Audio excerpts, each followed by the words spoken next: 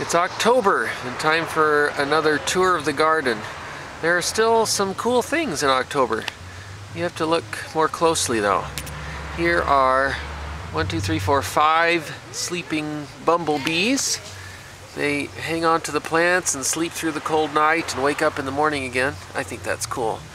The lavender's doing a second flush of blooms, so that's a cool October thing.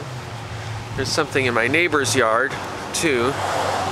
This sweet autumn clematis. It's a horrible weed, but it smells awesome. There are buds on the camellia. Looking forward to them in December. We'll see. Not much here, but a burned out lawn. This grass, this muley grass, is blooming. It's supposed to be this cloud of vivid pink.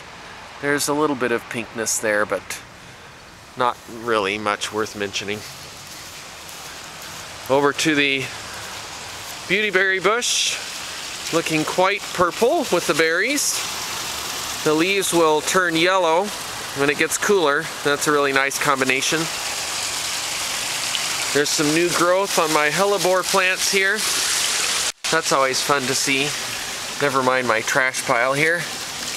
But these will be blooming in February, March. That's kind of cool.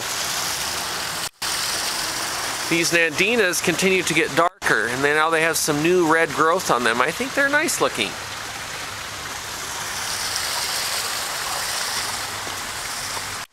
Through the weedy, jungly backyard here. Still some flowers, a few phlox. The butterfly bushes continue to go. This lemongrass is giant. Its last glory. The first frost will kill it. There are a few second flowerings going on here.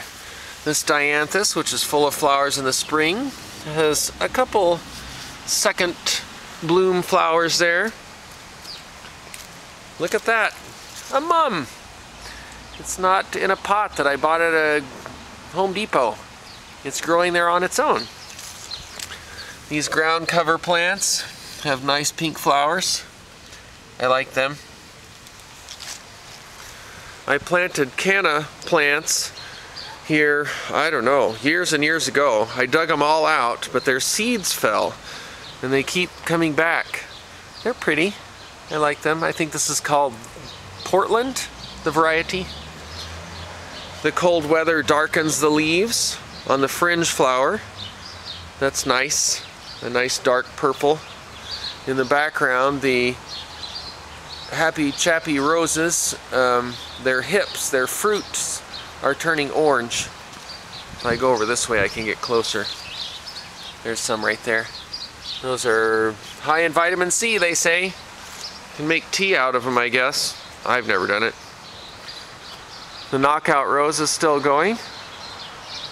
It goes again until frost. The leaves darken with the frost. It's really pretty, the flowers and the dark leaves. The ginkgo tree is just getting yellow edges on the leaves. There will come a moment when all the leaves turn bright yellow. They last for, I don't know, a day, and then they all fall off at once. Kind of fun. These leaves like the dark or the cool weather. The hot weather was a little hard on them, so they look nice now. This ground cover is a chrysanthemum relative. I can't remember the Latin name right now, but they bloom so late. Their flower buds are just swelling now. I call them a meat flower because they're covered with flies when they bloom. Because I think it's the only thing blooming. The flies are looking for something to sip on. Oh, that's looking kind of raggedy back there, but it's done its job. It's looked pretty. I repotted the arbor vitae there. I don't really like that pot, but it's something I had on hand. I put some mulch around the fire pit, dresses it up nicely. So I like that. Otherwise, it's just foliage, things nice and full, things done blooming, and starting to slow down for the winter time. The banana trees get kind of raggedy this time of year because it's cold. I think their leaves get brittle in the cool air, and then it's windy in the fall, so they shred a little bit too. But they're still tall. They would keep growing if it stayed warm, but the cooler air slows them down. Things are starting to rest. There's my dead hinoki just standing out there like crazy. I have to cut that down. But still, some really nice things in October. You just have to look a little closer.